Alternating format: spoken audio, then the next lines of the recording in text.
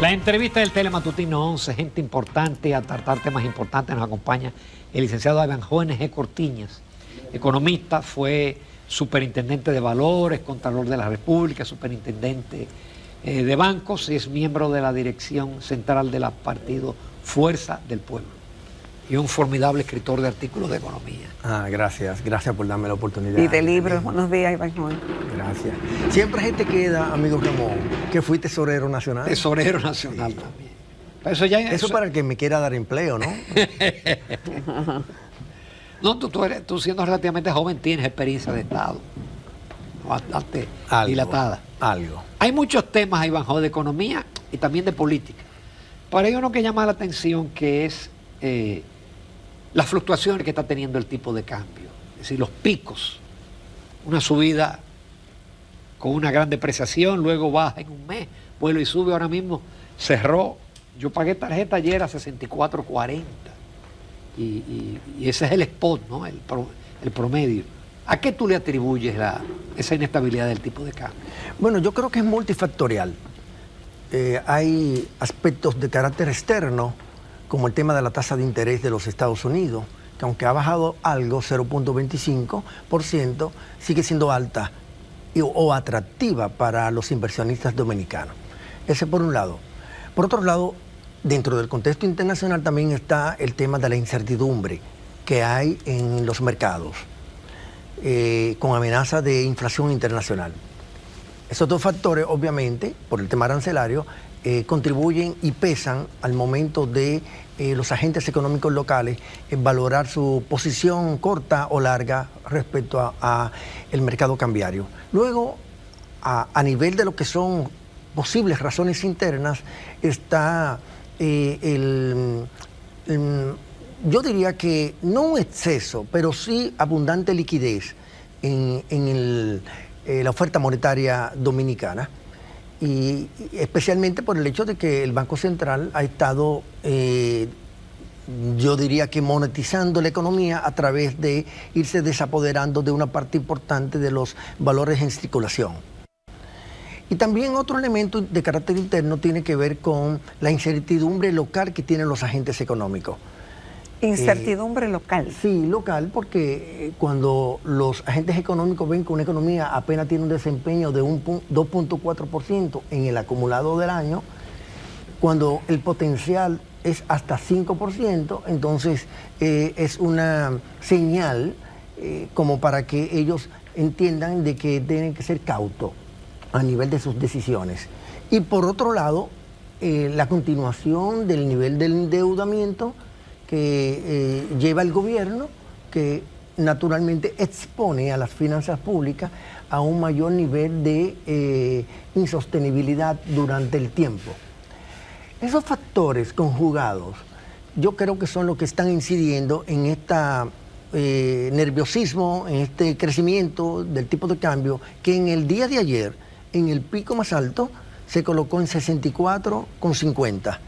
Y el promedio fue de 64,36, que es el más alto de la historia del mercado cambiario dominicano. Y aunque... Sí, porque perdón, cuando en marzo subió fue a 63,40 y pico. Llegó a 60...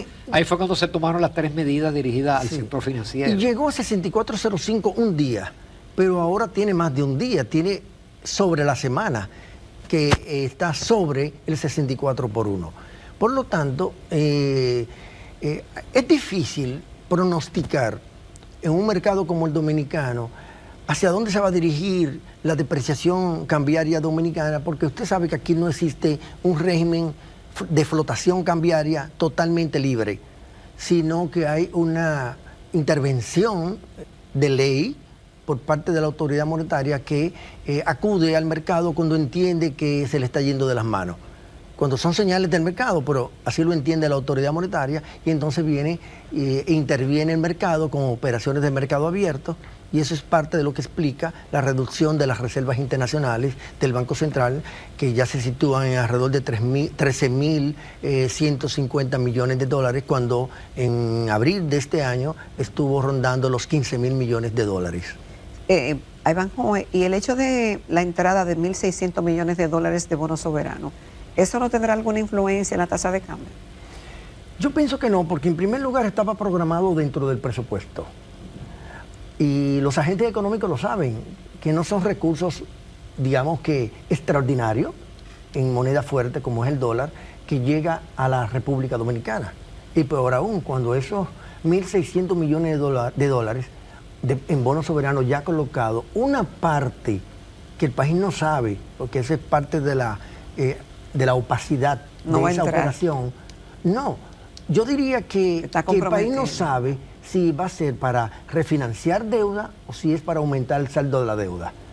Esos son de los desafíos que tiene la transparencia fiscal dominicana, de que al día de hoy el gobierno celebra que se coloquen 1.600 millones en bonos soberanos, pero no le dice al país cuántos serán para gasto de capital, cuánto será para gasto corriente, cuánto será para refinanciar la deuda y en cuánto aumenta el saldo de la deuda o en cuánto aumenta la presión de la deuda respecto al PIB.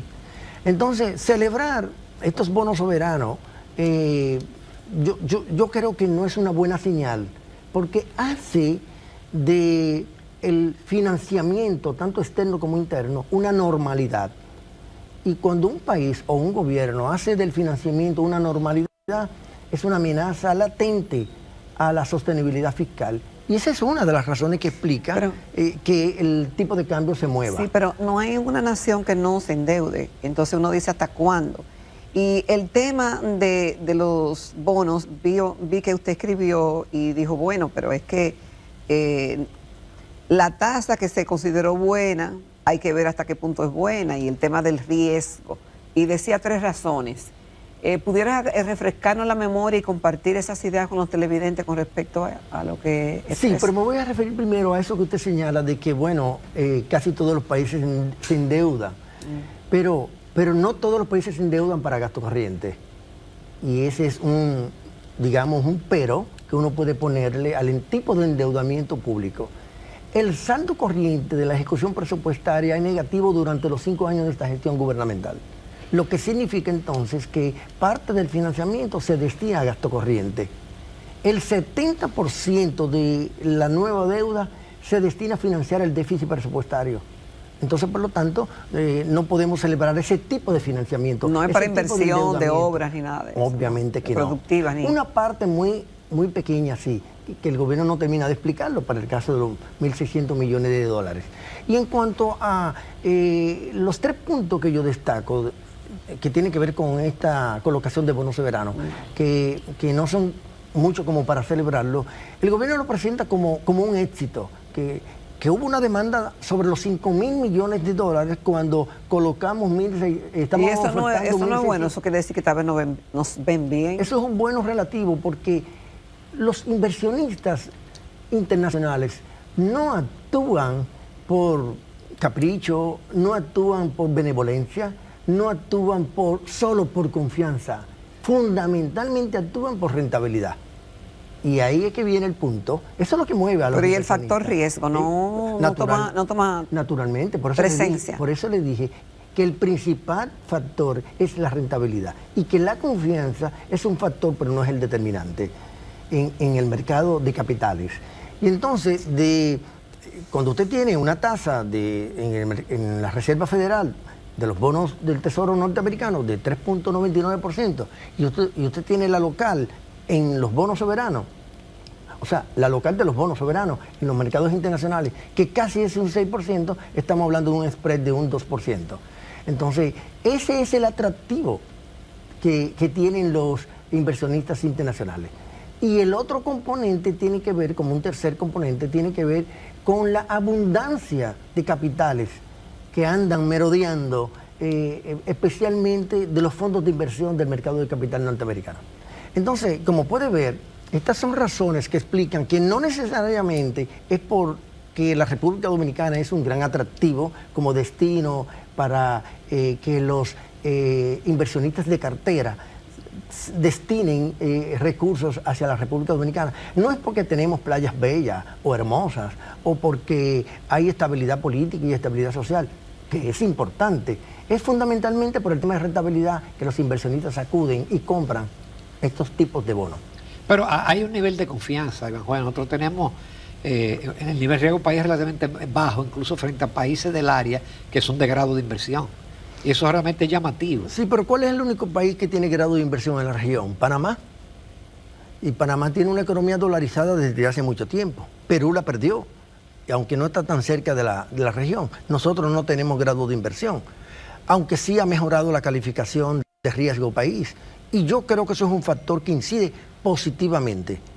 Ahora, quererle atribuir que 5.000 millones de dólares hubo de demanda de bonos soberanos, casi el doble, casi 4 veces superior a lo que nosotros estábamos ofertando, no es como para celebrarlo, porque gozamos de un gran clima de confianza. Pero siempre se celebra Quiero insistir, muchas veces es porque esos pusieron una tasa de interés que no era conveniente para el país. También. Pero yo quiero insistir, Ramón y Jacqueline, que es un tema de rentabilidad, que es lo que mueve cualquier decisión de invertir, pero no solamente para los inversionistas internacionales, también para los locales. O sea, es un tema de conveniencia económica. Ya subyacen otros factores como el de la confianza, como el de la estabilidad, que obviamente son ponderados por los agentes.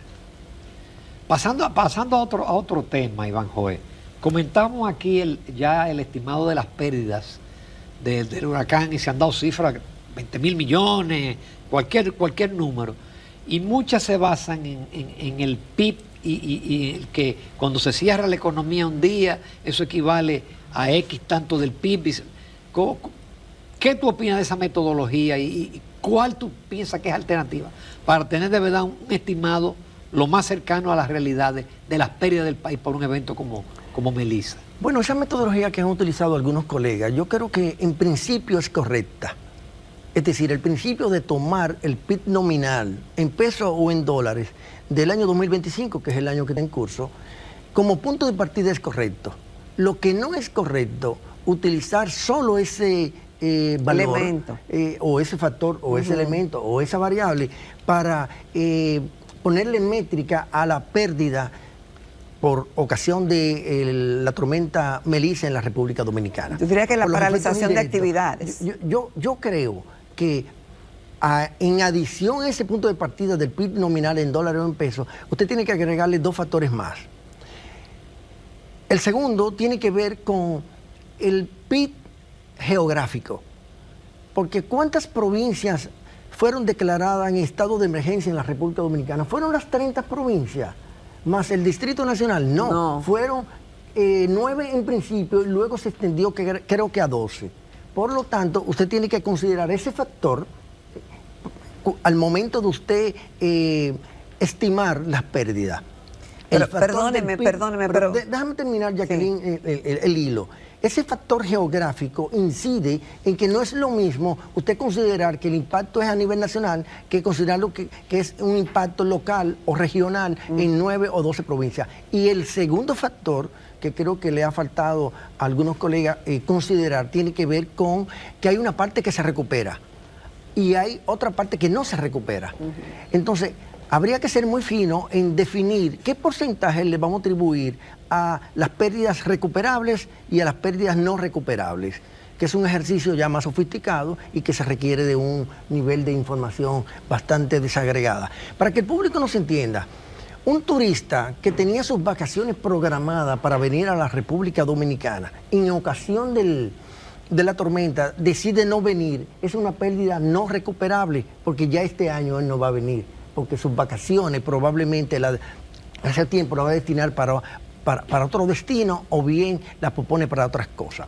Sin embargo, una venta, digamos, de una casa que alguien quería comprar en esta semana y no la pudo comprar por los eventos climatológicos, se pospone y la compra tal vez el mes que viene y es recuperable.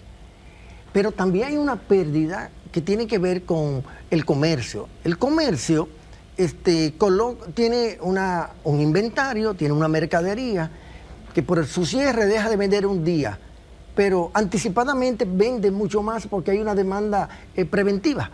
Pero también puede tener un tema de pérdida. de que si se inunda o se fue la luz y se perdieron mercadería porque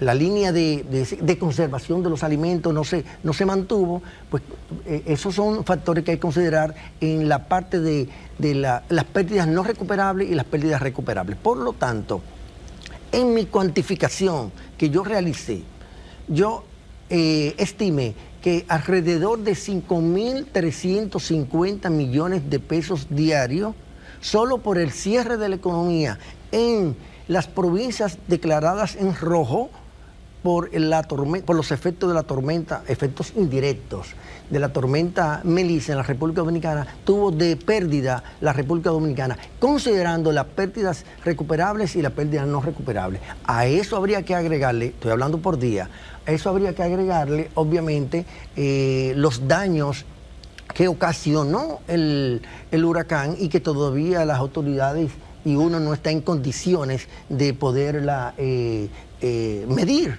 ¿no? Porque el sector agropecuario, el Ministerio de Agricultura, en una versión preliminar estima en alrededor de 1.300 millones de pesos las pérdidas, pero eso está en desarrollo, porque ahora mismo está lloviendo en el sur, ¿no? Y en una parte del Cibao. Entonces, eso puede aumentar, y yo creo que sí que va a aumentar. Vamos a una breve pausa, tenemos todavía otro tema de interés con el licenciado Ivanhoe N.G. Cortiñas.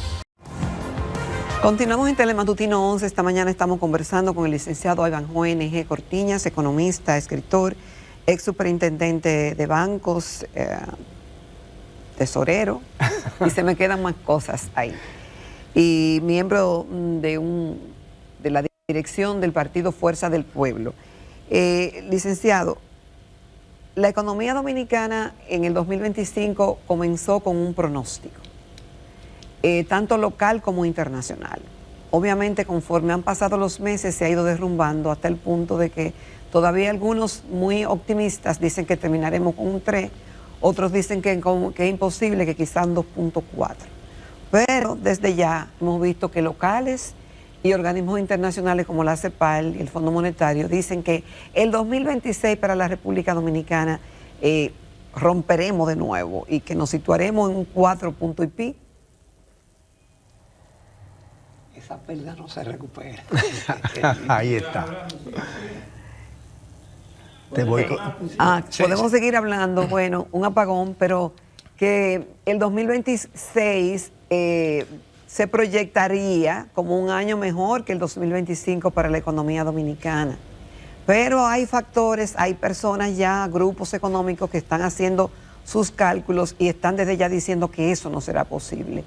Y dicen que no será posible porque sin una reforma fiscal, con pocos ingresos del gobierno, se tomarán más préstamos, el tema de la tasa de interés que no se ve como una luz de que vaya a bajar y el tema de la tasa de cambio.